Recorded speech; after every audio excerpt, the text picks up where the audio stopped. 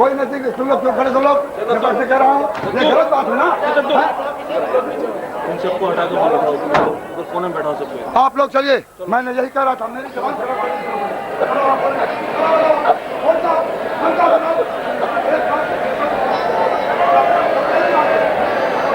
पीछे हो जाओ, पीछे आप लोग पीछे हो जाओ।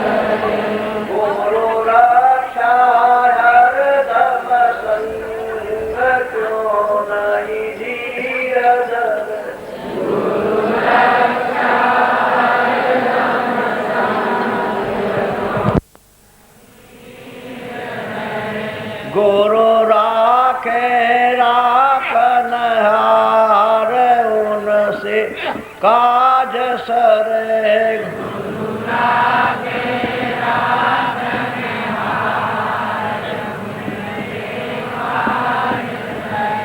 गुरुदेव विघ्न हटाई उनसे काल डरे।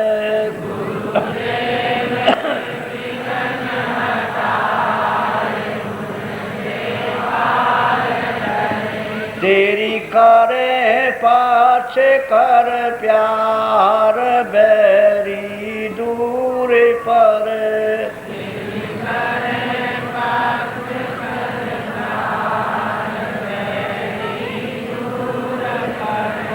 तेरी करे पाछे कर प्यार बैरी दूर पर।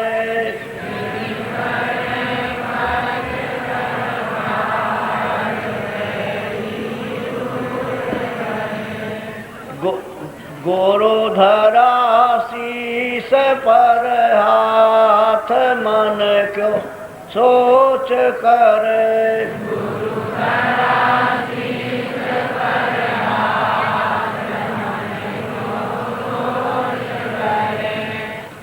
जय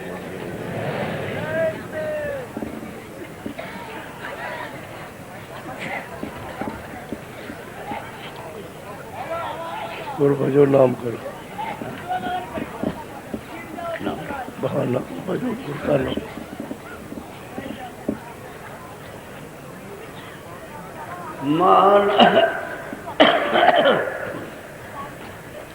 मान तू भजो गुरु का नाम।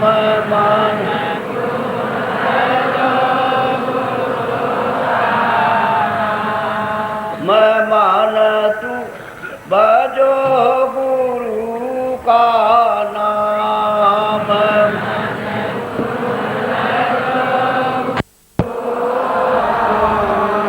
दया मेरे से नरतन पायो।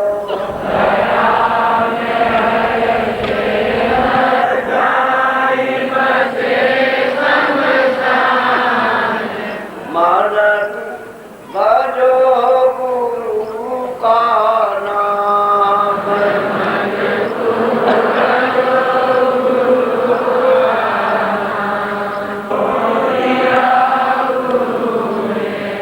इससे कर कछु काम। इससे कर कछु काम। मान तू भजो गुरु का नाम।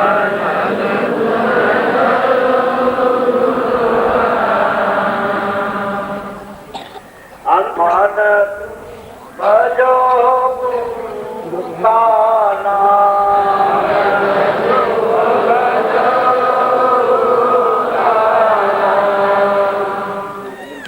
साथे यह संसार रहने का सपना।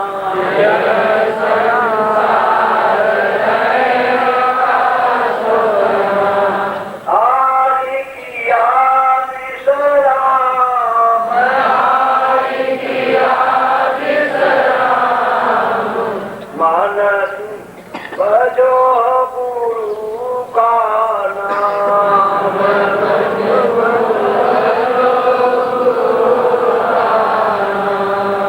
चारे देना के संगी सगुरु का नाम।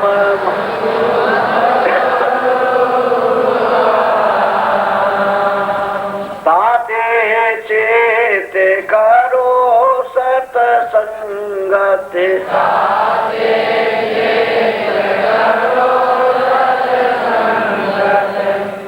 भजन करो आटो नाम।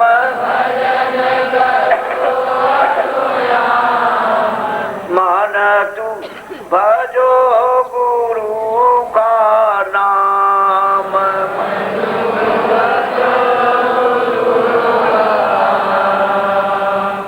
दया मेरे यही भजन तेरे संग चलेगा।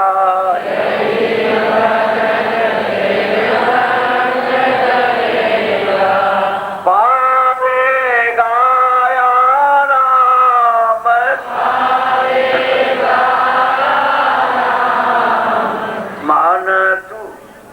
भजो गुरु का नाम।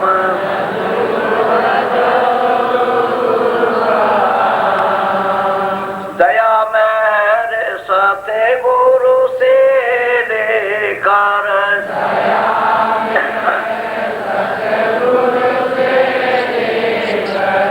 चरो तीर कुटी धाम।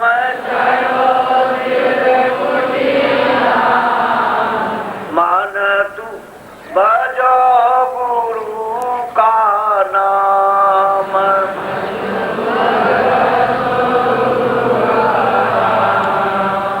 कानों ने देखा और उसको कहा ये आपका नहीं है रास्ता, या कोई नहीं है। ये जितना तुम देख रहे हो संसार में वो कोई चीज रहने वाली नहीं है, और बाहर की आंखों से देख रहे हो। शरीर की दो आंखें उससे देखते हो। अपनी जो आंख है जो सबके अंदर वो तो फूट गई, वो फूट गई, बंद हो गई, वो तो दुख दुख से बंद चली आ रही है, इसलिए आप इसी को समझते हो। और ये संसार का सामान और जिसमें हम बैठे हैं वो आपको नहीं। जब महाप्रलय आती है, क़यामत जब आती है, तो उस समय पर अजीब गरीब दृश्य होता है। क़यामत आने के पहले जितने भी है वो सत्पुरुष चले जाते हैं, यहाँ से निकल जाते हैं। वे जो साधक हैं उसके बाद वो निकल जाएंगे, और जो दानी पुण्यात्माएं जो मतलब ये योग पद को प्राप्त करती हैं वो पहले उठा ली जाती है, उसके बाद में आत्मज्ञानी उठा लिए जाते हैं। अब रह जाते हैं यहाँ कर्मी जीव, उनका तो आपको पता नहीं कौन कौन उठा लिया गया, सबको तो आप जानते नहीं हो, तो उठा लिए गए। फिर पृथ्वी पर एक अजीब गरीब दृश्य था कि खाने को अन्न नहीं रहता है, कहीं नहीं मिलेगा। जब तक मिलेगा तब तक भाग के वहाँ जाओगे वो भी खत्म हो जाएगा। तो जहाँ अन्न खत्म होता है लोग तड़पते हैं। भूख की पीड़ा में कितने व्याकुल होते हैं तो उन्हीं को मालूम होता है। फिर वो लोग जिनको अन्न नहीं मिलता बच्चों को काटते हैं, और काट करके जानवर मिला, पहले जानवर खाया, और जानवर नहीं मिला तो बच्चे को काटा। इतनी भूख लगती है कि पति को न पत्नी को, और रात को सो रहा पति को काट दिया, स्त्री ने उसका मांस खा लिया। स्त्री सो रही है, उसे भूख लगी, व्याकुल है तो उसको काट दिया, मिलता नहीं कोई सामान, उसी को काट दिया। ये विवाह दृश्य देखने को मिलता है। ये सब तकलीफें जो आप कर्म करते चले आ रहे हो सब उस समय पर यही भुगा ली जाती है। उसका जितना खारिज मसाला जो आपने जमा किया वो यही डरो, इसी जगह लेके नहीं जा सकते हो।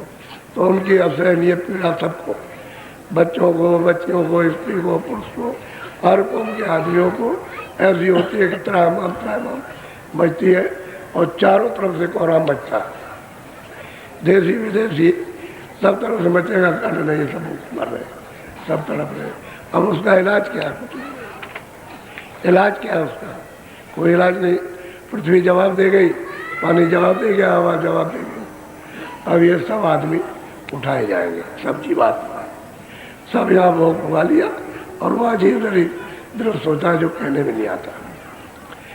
फिर जंगलों में जो घास से खत्म हो जाएगी, लोगों को जमीन में चलने के लिए जानवरों को घास नहीं मिलेगी, और जानवर भागते फिरेंगे। जहाँ कहीं पत्ती मिली पत्ती खाई, पत्ती भी सूख गई।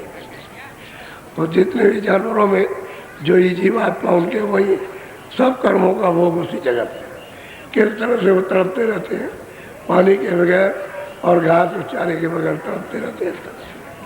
तो उनका सब जब भुगा लिया तो सब आत्माएं निकल करके ऊपर चली। इसके बाद में ये पृथ्वी पानी में जब घुलती है तो पृथ्वी के अंदर जो जीव जंतु बहुत बहुत है जीव जंतु इस पृथ्वी में, वो सब पानी में आ जाते। तो तड़प तड़प करके तड़प क्यों कि सांस लेने तो उनको कोई गुंजाइश नहीं, खाना उनको कुछ मिलेगा नहीं, पानी में तो उनका खाना है नहीं। अब तड़प तड़प के किस तरह से, क्यों कि पृथ्वी पानी में घुल गई तो सब जलमग्न हो गया। अभी भारत में, सारे संसार में 3 हिस्सा पानी है, 1 हिस्सा सब जगह पृथ्वी है। 3 हिस्सा अब भी है पानी, यानी समुद्र 3 हिस्सा है और 1 हिस्सा पृथ्वी है सारे संसार में। अब उसके बाद क्या हुआ, ये तो पानी ने इस मिट्टी को घोल लिया, इसके बाद फिर अग्नि पानी को सूखती है, तो उसमें बड़े बड़े मगरमच्छ, बहुत बड़े बड़े मछलियाँ, मगर और जीव जंतु जल में, तो जल उनका जब सूखने लगता है तो वो तड़पने लगता है, बहुत जल्दी सूखता है। और फिर वो देखने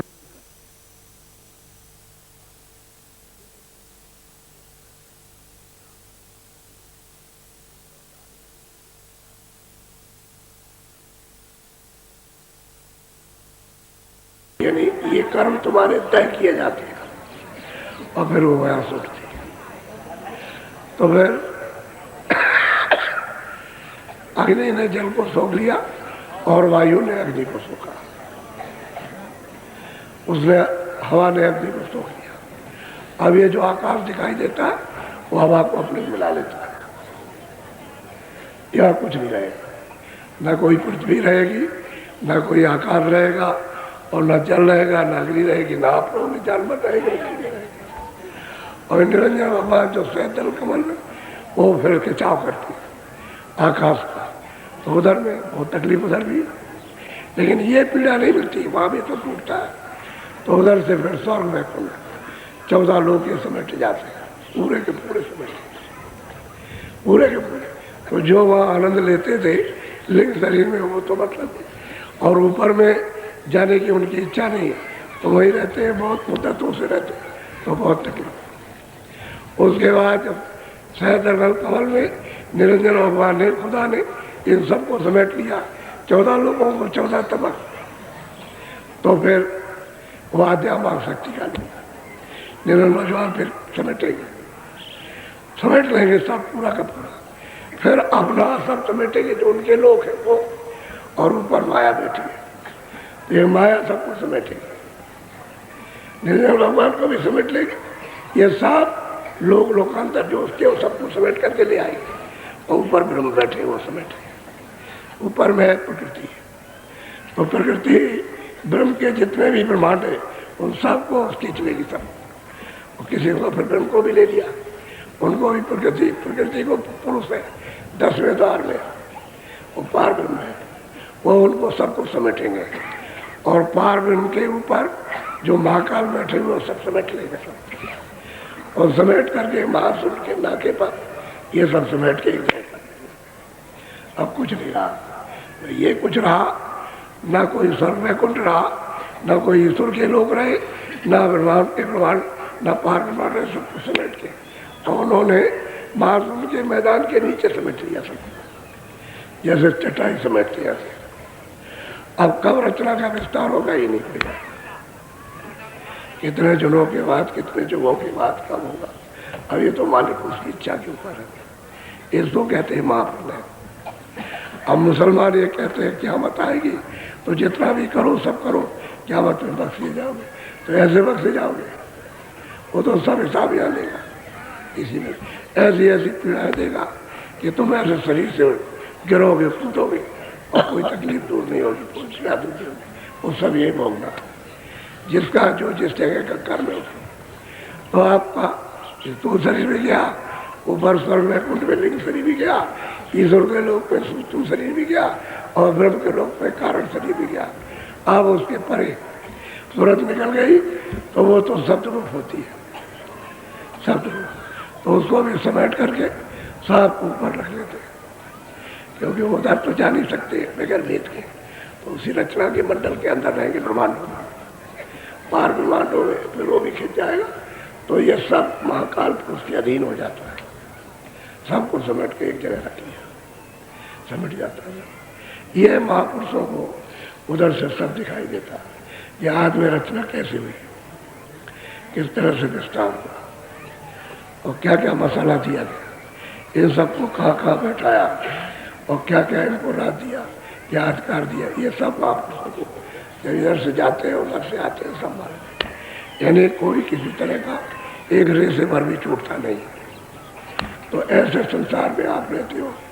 ये मतलब ये कि भिन्न भिन्न पूजा है, भिन्न भिन्न उपासना है, भिन्न भिन्न धारणा। आप जिसने सबको पैदा किया उसकी तो आप पूजा कर नहीं पाते, तो उसका तो पता भी भूल गए, मालूम ही नहीं। जानकारी इसलिए इस जगत में अरे ईश्वर में मिले तो कुछ सुख तो मिल जाए, कुछ आराम मिल जाए। तो ईश्वर में मिलता नहीं, देवी देवता मिले तब भी कुछ आराम मिले, ब्रह्मा विष्णु महादेव मिले तो ये तो दुख नहीं मिलेगा, सुख मिलेगा कुछ दिन के लिए, लेकिन वो भी नहीं। यहाँ पे आप मतलब ये कब हो गए जिनको देखा नहीं, आपसे नहीं देखा, जिनका उपदेश सुना नहीं सुना, जिनकी तपस्या आपने नहीं देखी, अब आप उनका आप करते हो तो कैसे आप रास्ता बने, या तो रास्ता भूल गए, इनके पास भी जाने का रास्ता भूल गए तो ऊपर कैसे जा सकोगे, नहीं जा सकते। तो असल में बात यह है कि ये सब एक समय जब निश्चित है, उसकी तरफ से पूरा निश्चित है कि प्रलय कब होगी, यानी कब ये क्या मत आएगी ये मालूम है। ये दो ये दर्जे हैं, फकीरों के और संतों के। फकीर मुसलमानों में और संत हिंदुओं में, और दोनों का दर्जा एक है, दोनों जानते हैं कि क़यामत कब आएगी, प्रलय महाप्रलय कब होगी, उनको मालूम है। देश ऐसा कि आप पूरे कचड़े के देश में सामान को आप अज्ञान में इकट्ठा करते फिरते रहते हो, वही सोचते हो कि हमको शांति मिल जाएगा, सुख मिल जाएगा, कुछ नहीं मिला। आप खाली के खाली रहे, अभी खाली हो, अभी इतनी कोशिश करते हो कि आनंद मिल जाएगा। वही क्षणिक ठंडक, ये तो क्षणिक ठंडक आपको मिलती है, लेकिन उसका आभास क्यों होता है कि जो सामने शब्द आ रहा उसकी वो ठंडक व्यापक है सब जगह। तो वही ठंडक सब्जी, शब्द की ठंडक को सब्जी लेते हैं, उसी को समझते हैं सब योनियों में क्या आनंद और मिलेगा तो कहीं नहीं मिलता। अब प्रयास करता है मनुष्य शरीर में कि हमको आनंद मिल जाए, आनंद मिल जाए। जैसे पशु पंछी, उनको तो बोध है नहीं अभ्यास करने का, यानी सत्संग सुनने का, तो उनके पास बुद्धि नहीं है क्योंकि उनमें तत्वों की कमी है, तो वो तो कुछ नहीं कर सकते, लेकिन वो भी आनंद चाहते हैं। आप भी आनंद चाहते, आपको नहीं मिलता। तो जब तक मार्ग नहीं मिलेगा महापुरुषों तब तक आप इस राज को, इस रहस्य को आप जान नहीं सकते हो, न चढ़ सकते हो, न वहाँ जा सकते हो। बात असली है। अब वो वहाँ का उसने समेट के रख लिया। महाकाल स्वतंत्र है, वो भी सत्पुरुष ने अपने देश से सतलोक से उनको भी निकाल दिया, लेकिन उनको ऐसी जगह बैठा दिया कि इनको सबको समेट और ये लोग करके रखेंगे। तो आप अपने घर में तो जा नहीं सके, अब पता नहीं कब फिर विस्तार कर दे, तो वैसे ही विस्तार कर देता, जो समेटा वैसे विस्तार हो जाता है। अनेकों ब्रह्मांड, अनेकों लोग, ब्रह्म पार्वती सोचना, वैसे ही विस्तार हो जाता, फिर नए सिरे से निर्माण होता है। उसको कहते हैं भाई अब सतयुग आया, सतयुग आ गया, सतयुग में लोग सत्कर्म करेंगे, अब नया विधान बनेगा, ये खत्म हो जाएगा, ये वेद सब खत्म हो जाएगा, ये कोई रहेगा नहीं, सब खत्म हो जाएगा, नया विधान बनेगा। और फिर उस विधान के मुताबिक, यानी ज्ञानियों का विधान बनता है, उसके मुताबिक आप लोग चलोगे तब तो ठीक है, वापस लौटोगे, नहीं चलोगे तो, लेकिन अपने घर में तो फिर भी नहीं जा सकते। ये सब कुछ होने के बाद, और वहाँ कोई तत्व है नहीं, जहाँ सिमट करके जाओगे वो तो लोक है, कोई जेल में थोड़ी बंद कर दिए जाओ तो लोक है, वो तो लोक है। यानी मतलब ये है कि यानी उसमें कितने ब्रह्मांड है, उनमें जाओगे तो आपको कोई तकलीफ नहीं है, लेकिन मालिक का दर्शन दीदार नहीं होगा, उससे आप वंचित रहोगे और इस घेरे में रहोगे कि जब उसकी इच्छा होगी तो फिर विस्तार कर देगा, फिर आपको नीचे भेज देगा। तो कभी ऊंचे कभी नीचे, बस ये होता रहता है। और वैसे मृत्यु तो होती है, हर रोज मृत्यु होती रहती है, ये तो प्रलय होती है, वो तो रोज घटना देखते हो आप। उस समय पर यहाँ कोई नहीं रहेगा। ये जो देखते हैं सूरज चांद सितारे, जब पृथ्वी आकाश और जमीन वायु जल नहीं रहेगा तो फिर क्या पता। जब स्वर्ग में कुंठ नहीं रहेंगे तो देवी देवता किधर से रहेंगे? जब ऊपर में ईश्वर का लोक नहीं रहेगा तो मतलब ये है कि वो ईश्वर नहीं रहेगा, ब्रह्म का लोक नहीं रहेगा तो ब्रह्म नहीं रहेगा, पार ब्रह्म उसका लोक नहीं रहेगा तो मतलब उसका देश नहीं रहेगा, सब समझ जाता है। अब ये मनुष्य इसलिए अनमोल कहते हैं कि यहाँ से जाने का रास्ता मिले, ऊपर जाने का, और वो शब्द के द्वारा, नाम के द्वारा, नाम का भेद लेकर के उसकी कमाई हम लोगों को जुट करके, जितनी देर करो जुट के करो। जैसे कोई काम करता है संसारी से जुट के काम करता, तब उसको कुछ मुनाफा होता है, तो जुट के मेहनत करो तो आपको आत्म मुनाफा हो जाए, सरसों का लाभ हो जाए। और आप जुट के नहीं करते हो, ऐसे ही कभी किया कभी नहीं किया, अभाव में चलो ऐसे ही 2 मिनट बैठ गए, तभी मन आपका इधर उधर भागता है, ऐसे बैठ गए और उठ के खड़े हो गए। वो तो ना करना कुछ नहीं, वो तो कुछ नहीं है, तो खिलवाड़ है। जुट के करो, जिस चीज को दिया जाए उसमें जुट के करो, तब घर का रास्ता मिलेगा। और शब्दों की सीढ़ी है, ऊपर चढ़ने का कुछ नहीं है, ऊपर सब शब्द ही शब्द है। इधर से जाओगे, जैसे ऊपर गए तो स्वर्ग वैकुंठ में भी शब्द ही शब्द है, ऊपर में ईश्वर के लोक में भी शब्द ही है, तो रचना शब्द ही की है सब। उधर से पता चलता है कि रचना शब्द की है, लेकिन अब मसाला जो उसका है इससे महीन वो दिखाई देता है कि मसाला ये सुनते हुए ये मसाला नहीं जड़, वो चेता मसाला, उसके ऊपर और साफ है और बारीक है, और उसके ऊपर में बिल्कुल बारीक, आपको पता भी नहीं चलेगा। तो मसाले के अंदर में सुनते उसमें बंद रहते हैं। अब उसको अगर तोड़ के निकल जाओ तो शब्द के द्वारा जा सकते हैं, दूसरा उसमें रास्ता शब्द ही पकड़ के ले जाएगा, सब चीजें। जब सतलोक से शब्द चला तो ये शब्द ही के ऊपर सब बैठे हुए।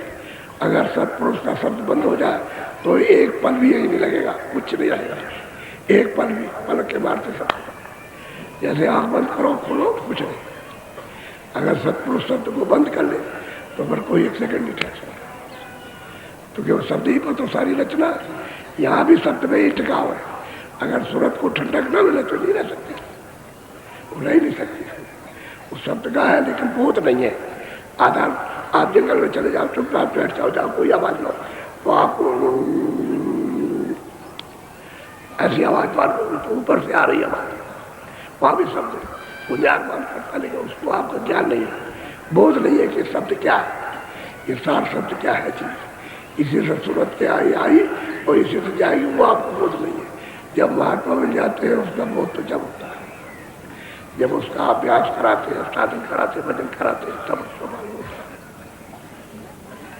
तो ये औजार देश है, इसलिए जो नामदान दिया है वो तो आप लेकर के उसको भेजो, और हमको जब जब यहाँ आओ तो सुनाओ कि हमने ये साधन किया है, नहीं उन्नति, हम उसको नहीं मानते।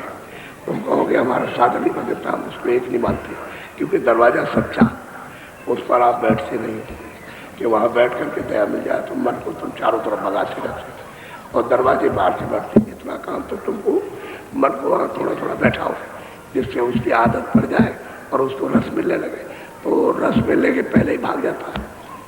दया तो करने वाले हैं ही, क्योंकि वो दया के घाट पे ले आगे तो दया करेंगे, आप उस घाट पे नहीं आते। तो ये हम मानने तैयार नहीं, और जो करता उसको होता है, जब वो करेगा तब उसको होगा, तब उसको शब्द भी सुनाई देता है, प्रकाश भी आता है, फिर को दिखाई भी देता है। ऐसा नहीं कि नहीं है, अब ये कि तुम करते ही नहीं तो क्या, यहाँ के गए वो जाल उठाते, अब वो जाल कुछ नहीं, असली जाल काटना है, शरीर से निकलो, जीवात्मा को निकालो यहाँ से जीते जी, और ये निकल के ऊपर हो जाए तो शब्द के द्वारा ऊपर हो। आखिर योगी योग करते थे प्राणायाम, तो यही तो आते थे, और यहाँ से फिर शब्द की धार को पकड़ते थे, तभी ऊपर चढ़ के जाएगी, दूसरा कोई रास्ता नहीं। इतना नीचे से कष्ट किया और यहाँ आए 60 साल में 70 साल में, और फिर शब्द की झटकार आई, उसी को पकड़ते हैं, उसी को पकड़ के ऊपर चढ़ते। वो तो साधना पूरी नहीं हुई, वो तो बस समय खत्म हो गया, 70 साल 80 साल हो गए, बस शरीर जीरो हो गया, फिर वो साधना पूरी। अब महात्माओं ने वो सब नीचे छोड़ दिया, कहा तुम सीधा शब्द पकड़ो, नाम को सुनो, आवाज को सुनो, उसको पकड़ो और चढ़ सको, वो सीधा रास्ता। तो इसमें किसी को कोई तकलीफ नहीं है, तो सीधा रास्ता चलो, टेढ़े रास्ते से कुछ मिलने वाला। अब सब छोड़ दो, असली पूजा करो। ये असली पूजा है, ये आत्म पूजा है, सत्यों की पूजा है सच्ची। इसको करोगे तो काम बन जाएगा। और इसको छोड़ करके शारीरिक कोई भी पूजा करो, उससे कुछ होने वाला नहीं। कोई भी पूजा वो तो बाहर की पूजा है, इंद्रियों की और मन की। तो मन तो भटका ही हुआ, इंद्रियों के दरवाजे इंद्रियों भोगों में लगी हुई, उससे कुछ होने। आत्म पूजा करता है, सुरतों की सच्ची पूजा चेतन से चेतन की करो, तब तो काम बन जाए। और आप लोग एक साथ गहराई समझते नहीं हो। खिले दरवाजा तुम्हारे सबके पास और तुम लगन के साथ तर्क के साथ बैठते नहीं। ये कहते क्यों नहीं बैठते हो कि आज हम कुछ सुनेंगे, कुछ हम देखेंगे। ये उत्साह होना चाहिए आप में। अब ये उत्साह लेकर के जब तुम बैठो कि आज हम कुछ करेंगे, कुछ लेंगे, तब तो हो जाए ऐसे बैठ गए फीके, रूखे फीके बैठ गए, वैसे ऐसे हो गया। और फिर पूछा कि भाई तुमने कुछ किया? कह लगे कभी किया था, कभी नहीं किया। तो तुम्हारी लगे इच्छा ही नहीं, करो। जो नामदान दिया जाता है इसलिए दिया जाता है, उम्मीद की जाती है कि आप लोग भजन करोगे।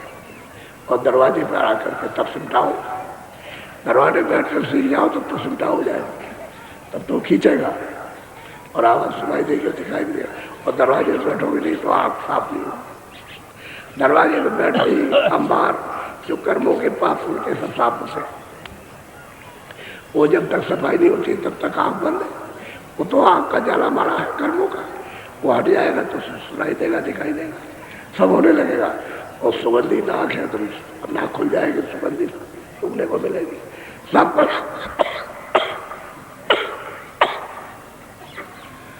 कुछ लोग नए आए थे, कल तो हमको 2 से 1-2 बुखार हो गया था, क्योंकि आप पीटते पाटते रहते हो, बहुत खींचते हो। तुमको हम लोग दूर से स्वामी जी महाराज को प्रणाम करते थे, ऐसे घसीटा बदतमीजी। ये घसीटना का साटना ये बदतमीजी है, ये कोई प्रेम थोड़ी है। तो ये ऐसे नहीं, कभी ऐसा नहीं किया, दूर से प्रणाम किया और भाव के साथ। और आप कहते हो हम जल्दी से छीन लेंगे, तो ऐसे कैसे होगा? जल्दबाजी में तो गिर जाएगा। जल्दबाजी में तभी आपकी जेब कट जाती है। अगर सावधान रहो तो क्यों कोई आपकी जेब काट ले? पहले सोचने की बात है। तो जल्दबाजी मत करो, सावधानी से, क्योंकि जो देने वाला होता है वो तो इसी काम के लिए आता है कि भाई इनको कुछ मिल जाए, कुछ इनको दे दिया। और तुम जल्दबाजी करते हो तो उससे ये हुआ कल का सत्संग छूट गया, कल का छूट गया सत्संग।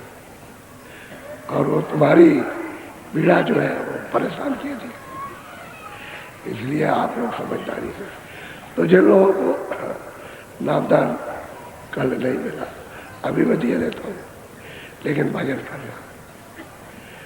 तुम ये वादा करो आप सत्संग में बैठ करके कि मैं शाकाहारी रहूँगा, अब मैं कोई किसी तरह का गंदा बच्चन नहीं करूँगा, एक बार। और दूसरा यह है कि ऐसा कोई नशा नहीं करूँगा जो बुद्धि हमारी पागल हो।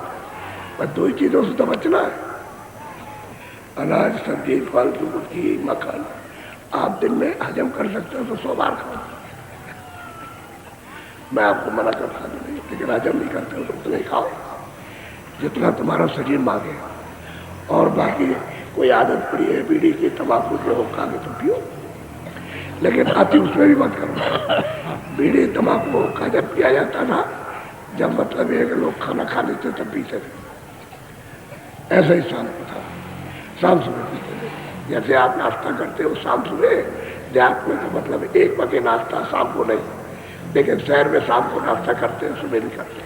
तो नाश्ते के तौर पर ये पीना चाहिए था। आप लगा ही रहते, सिगरेट लगाए फेंक दिया, दूसरे लगाए फिर फेंक दिया, ये अति बुरी है, इससे नुकसान हो जाता है, आपको भी मालूम। तो कर पियो, बीड़ी जितनी जरूरत है सब पियो, लेकिन जो नहीं पीते उसको मत पियो। वो अच्छी बात है, हम तो पीते नहीं, हमने तो कभी पिया नहीं, हमको तो मालूम नहीं लगा। आदत बहुत खराब है, अच्छी आदत नहीं है। इसलिए ये 2 चीज़ें खास करके गृहस्थी में रहो, अपनी गृहस्थी में खेती, दुकान, दफ्तर का काम करो। ईमानदारी, मेहनत तो सब जगह सिखाई जाती है। घर में भी तो रोज पाठ पढ़ाते, ईमानदारी मेहनत से लेना। अगर आप चोरी सिखा लो, तुम्हारी जेब के रोज पैसे निकल जाए। वो लड़का लड़की निकाल ले, तुम्हारी घरवाली निकाल ले, वहाँ भी तो ईमानदारी का पाठ पढ़ाते। जैसे पढ़ाते हो वैसे अपने को भी ईमानदार मेहनत के साथ में काम करो, उसमें तुम्हारी बहुत बरकत होगी। हमने तो उन लोगों को दिखाया कि ये बुरा काम छोड़ दो, और तुम देखो तुमको बरकत मिलती। बुरा काम छोड़ दिया, अच्छे कपड़े पहनते हैं, आराम से रहते हैं और अपना भजन करते हो, काम करते हो। असल में तुमको अपने काम पर, अपनी मेहनत पर यकीन विश्वास नहीं, इसकी वजह से ऐसा ये धोखा देते हो। नहीं तो बरकत साथ जुट जाएगी, उसमें सब पूरा होता, कपड़े पूरे थे, खाना पूरा था, बच्चों के लिए अपने लिए आराम करते। भाई शांति तो चाहिए, क्या उठा करके ले जाओ। तुम बहुत बड़े आदमी बन गए, उससे क्या हुआ जो रोते रहे, चिल्लाते रहे, रोते रहे, क्या होता। ऐसा काम करो जिससे कि तुम्हारा शरीर स्वस्थ रहे। तो कुछ ऐसी चीजें मना नहीं है। कोई लोग डरते हैं क्योंकि हमारे स्त्री बच्चे का छूट जाए, हम घर में चले जाए। हमारे यहाँ कोई साधु नहीं, हमने किसी को साधु नहीं बना। हमको तो जो स्वामी महाराज ने आदेश दिया उस मुताबिक, उनके आज्ञा के मुताबिक हमने किसी को साधु और उनका साधु किसी को बना नहीं। अगर वो बन सकता है गृहस्थी तो कहते ना गृहस्थी बनो, और छोड़ दिया कहते अपनी जाके तो भजन करो, वो तो कोई नहीं। अगर हम किसी को साधु नहीं बनाते, डर बार छुड़ाते, तो उसका ये कहते हैं कि भाई तुम बाल बच्चे काम छोड़ दो, वही रहो, वही मेहनत करो ईमानदारी के साथ, वही पूरा भजन ही तो करना है। और जो तुम भजन वहां जाओगे 10 घंटे 12 घंटे करोगे, तुम्हारा भजन आधे घंटे में बनेगा और वहां हो भी नहीं सकता। जब रास्ता निकालो तो भजन क्या होगा। तो घर के अस्थित में रहो, यही भजन हो जाएगा, ये बन जाएगा। ये भी काम पूरा कर लो और वो भी काम पूरा करो।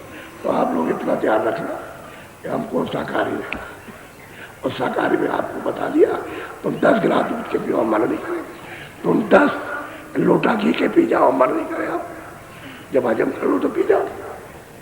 तो ऐसा कोई बात मत समझ बैठो, और सीधा रास्ता।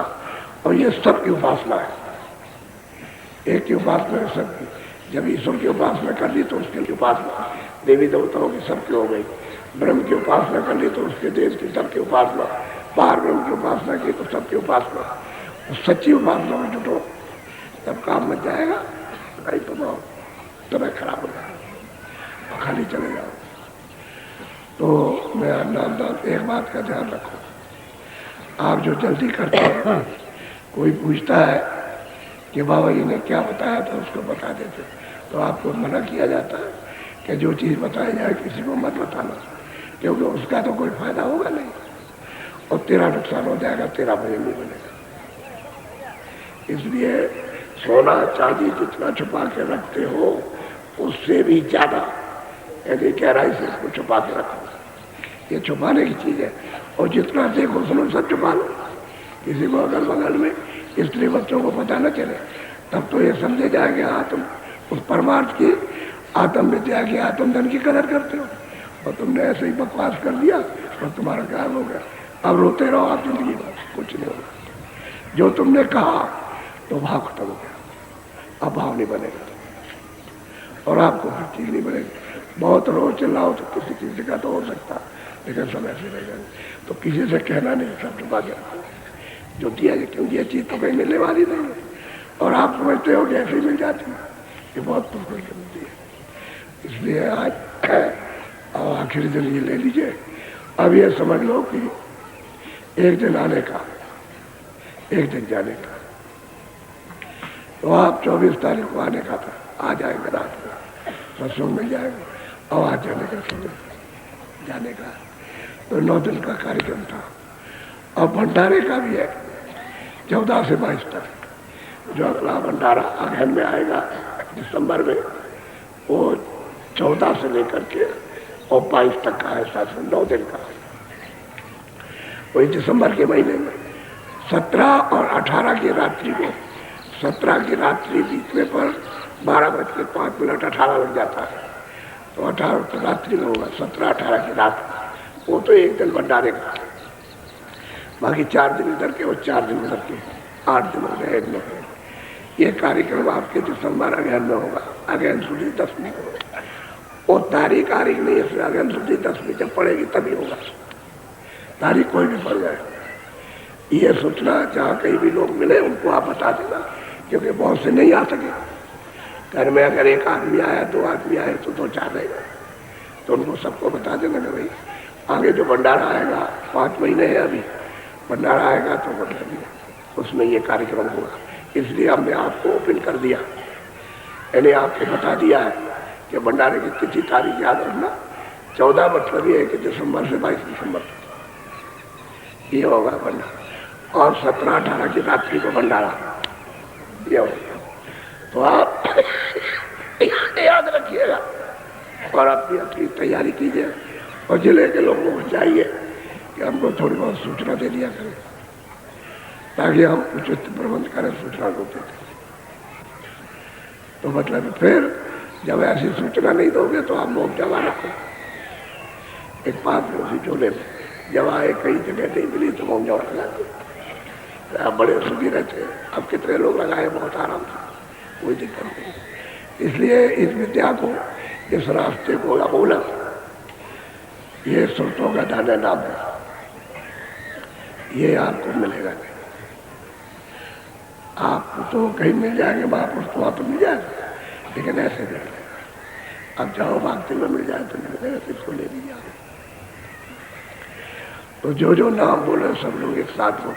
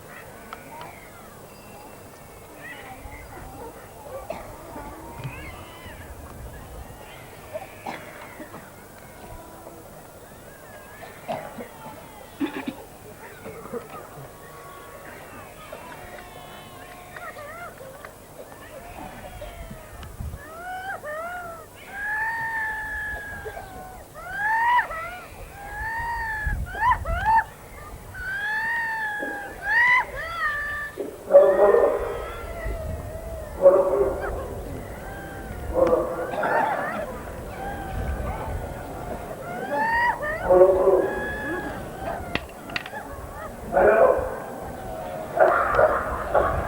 5 मिनट 2 मिनट 1 मिनट और वो साहब को जल्दी खाना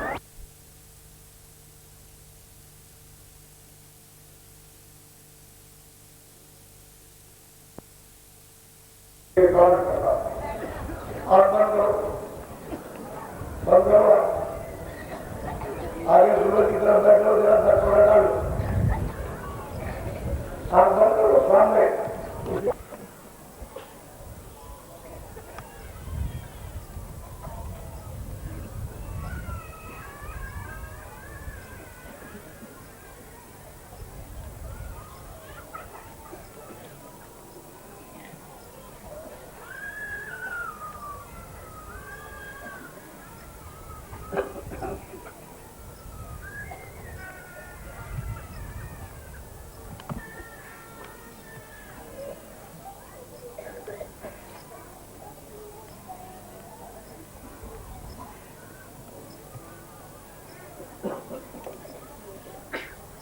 मोटा करोगे फिर सीधा साधा काम है अंदर की औरत के अंदर से देख वो तो अंदर ही जगत है अंदर ही लोग इसी जाने का रास्ता और बाहर का जगत बाहर के लोग बाहर और बाहर की आंखों से देखोगे बाहर की सांस और बाहर जो चीज होगी उसको घूमोगे जो सुगंधी हो या दुर्गंधी हो चलो बाहर की क्रिया बाहर के साथ अब अंदर की चेतन क्रिया 15 मिनट से ध्यान में कम नहीं किया हमने तो आपको कम बैठाया और बड़े में भी कल बैठा है 15 मिनट ठीक है 15 मिनट दे दो तो कुछ बने तुम्हारा अब घर तुम्हारे पास है दरवाजा तुम्हारे पास है सीढ़ी तुम्हारे पास और बेदी न जानने के कारण तुम भटक रहे हो बेदी आरी मुझसे नहीं मिले और मुझे अपनी तकलीफ कहनी थी तो एक आदमी वहीं आ गया चुपचाप बैठा रहा कहने लगे मैं वहाँ गया लखनऊ में मुख्यमंत्री से मिलने 6 महीने भटकता रहा नहीं मिले तो उसने कहा कि अरे भाई तुम क्यों भटकते हो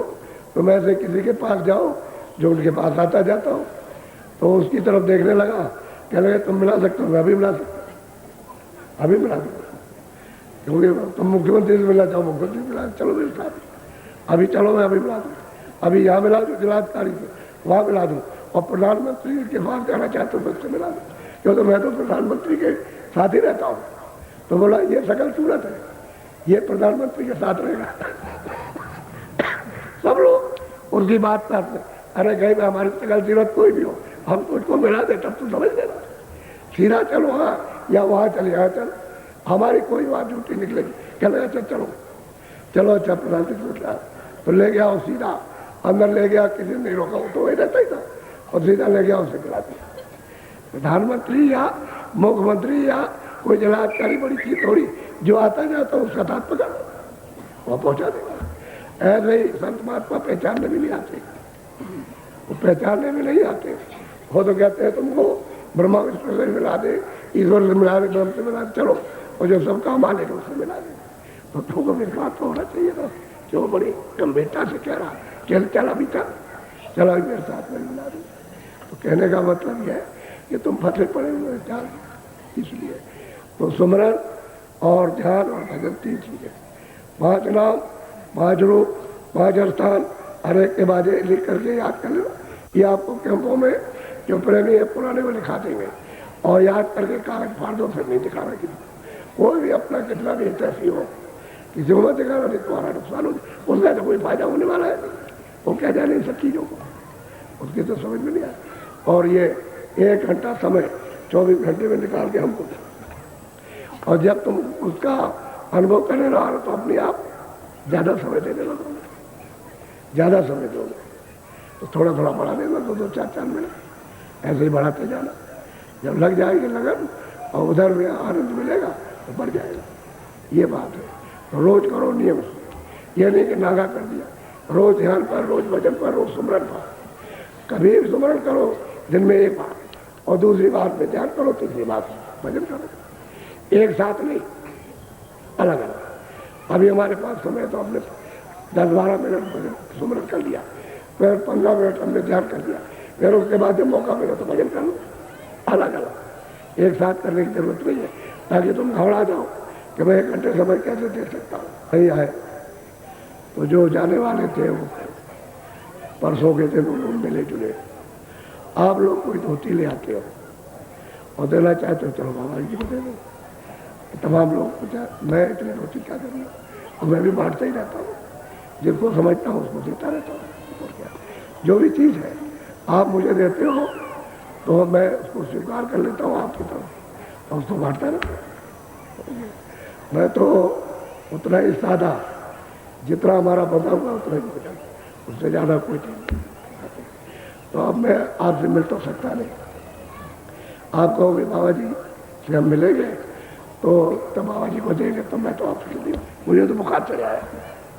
पहले तो सुबह नहीं था, लेकिन अंदर हालात इस वक्त आ गया कि मेहनत जब करता हूँ तो ऐसा, तो मेहनत की वजह से होता हूँ। जब आप बहुत मेहनत लेते हो, खींचते हो और बस इधर उधर धक्के लगाते हो, तो फिर शरीर है पुराना, तो काम में अगर सही से तो कोई कुछ ले आता, कोई कुछ ले आता, कोई प्रसाद ले आता, बाबा जी पर चढ़ाता है, तो हम स्वीकार कर लेते हैं लोगों को। ऐसा करो मैं मिलूंगा तो किसी से मिल नहीं सकूंगा। ये बाड़ा बना हुआ है, तुमको जो कुछ भी डालना, दबा ठहरो इधर, वहाँ बाहर 1-8 फुट की दूरी पर आदमी खड़े हो जाए और इधर से इधर निकाले, वहाँ खड़े हो जाए, तो इधर से इधर निकालते जाए, इधर से इधर निकाले, और सबको मौका मिल जाएगा अभी। और जो कुछ भी डालना आप डाल दीजिए और मैं सब स्वीकार कर लूँगा। आपको देना ही तो है, अब हमारे सामने तो दे रहे, ऐसा तो नहीं करें, ये हाथी में देना होता है। हमने गुरु महाराज को देखा कि दूर से प्रणाम करते थे, अकेले जब कोई ना हो तब तो छू सकते हैं, लेकिन सबके सामने नहीं। इतना डर, इतना भय लगता था कि सबके सामने अकेले रहे। वो भी जब धीरे से कहीं अकेले हुए और कम्बल ओढ़ के पड़े चुपचाप, और कहीं ऐसे हाथ लगा दिया और बोल दिया तो चुप हो गए, तो समझ लो उनके चरणों को स्पर्श कर लेंगे, दबा देंगे, और वहीं से कुछ बोल दिया तो नहीं, तो दूर कर लिया। अब हम तो जानते हैं कि भाई उनकी मर्यादा कैसे रखनी चाहिए। आप धक्कम धुक्का करते हैं, वो ठीक नहीं है। तो इनको आदमी उधर लगाओ, उधर वहाँ निकालने वालों को उधर लगाइए, वहाँ से जगह जगह लगा दीजिए बीच में, और आदमी खड़े नहीं रहेंगे। बस खड़ा आपको, ठहरो बच्चे, रुक जाओ, अभी बैठ जाओ। आप सामने वाले बात पकड़ के खड़े नहीं होंगे, जो कुछ भी डालना नहीं डालना, जो हमको देना तुम यहाँ फेंको और बस चलते जाओ इधर। समझ के मैं मिलूंगा नहीं किसी का, मैं आज मिलूंगा, फिर कहोगे भाई बाबा जी क्या तुम ले नहीं देना चाहते तो वापस ले जाओ, उसकी हमको जरूरत नहीं है। लेकिन जब श्रद्धा है तुम्हारी तो तुम फेंकते जाओ, हमको मिल गया। अच्छा खड़े हो, आगे के खड़े हो जाओ, आगे खड़े हो और फेंको जो कुछ भी धोती वगैरह फेंक दो। हाँ ये पहले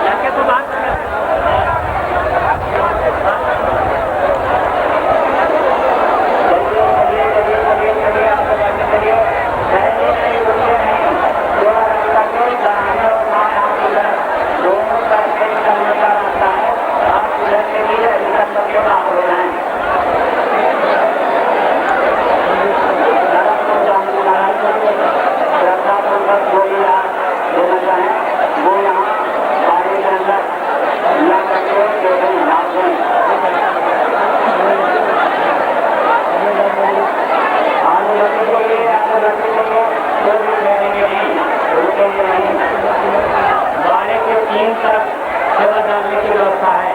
आप दाहिने और बाएं हाथ की तरफ से भी मंच के दाहिने और बाएं हाथ की तरफ से भी निकल करके सेवा डाल सकते हैं। केवल सामने ही नहीं, पीछे के भाई बहनों से पीछे जो लोग खड़े हैं उनसे ये कहना है कि मंच के बाएं और दाहिने हाथ की तरफ दोनों तरफ और सामने भी तीन तरफ से सेवा डालने की व्यवस्था है। आप दाहिने बाएं हाथ की तरफ से भी सेवा डाल सकते हैं।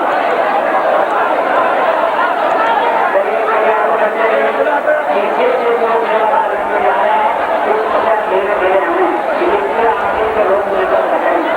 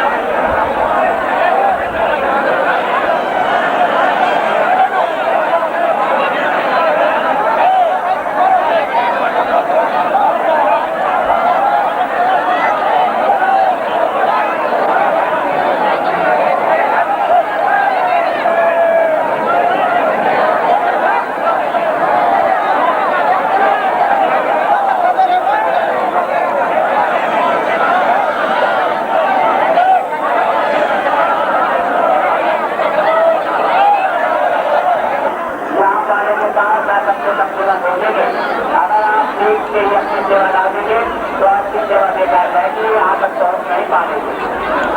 इसलिए जो काम लगा हुआ है अंदर में डरी लगी हुई है, बाढ़ के पास से आप बड़ी के ऊपर सेवा डालेंगे।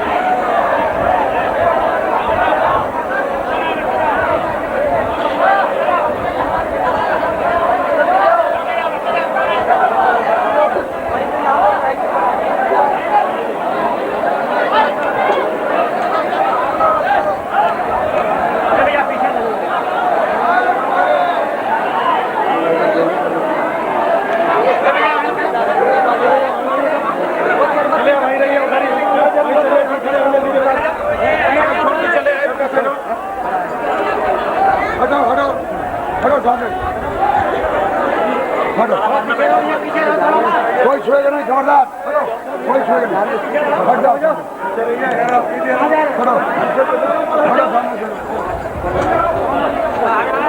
अब ये पूछे भाई जॉब नहीं